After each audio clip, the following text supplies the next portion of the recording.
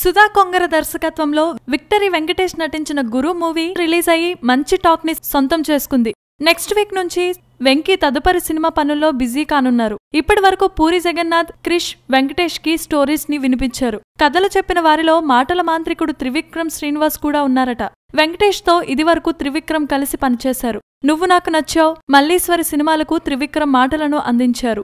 ఆ 2 సినిమాలు కూడా మంచి విజయాన్నే సాధించాయి. సో వీరి కాంబినేషన్ లో సినిమా ఎప్పుడు వస్తుందా అని ఫ్యాన్స్ తెగ ఎదురు చూస్తున్నారు. వారి ఆశ తీరే సమయం దగ్గర పడనుంది. త్రివిక్రమ్ తో సినిమా చేస్తున్నట్లుగా వెంకటేష్ తాజాగా తన మిత్రులకు చెప్పినట్లు తెలిసింది. అది మల్టీ స్టారర్ మూవీ అనే సంగతిని కూడా బయటపెట్టారట వెంకటేష్ మహేష్ తో కలిసి సీతమ్మ వాకిట్లో సిరిమల్ల చెట్టు, పవన్ కళ్యాణ్ తో కలిసి గోపాల గోపాల అనే 2 సినిమాలను చేశారు. ఇప్పుడు ఎన్టీఆర్ తో మల్టీ స్టారర్ మూవీ చేస్తున్నట్లు ఫిలిం నగర్ వాసులు చెప్పుకుంటున్నారు. ప్రస్తుతం త్రివిక్రమ్ పవన్ కళ్యాణ్ తో సినిమా చేస్తున్నారు.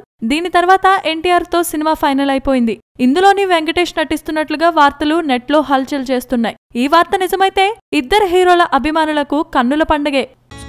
Please subscribe. Hi, it's me Purna. Please subscribe.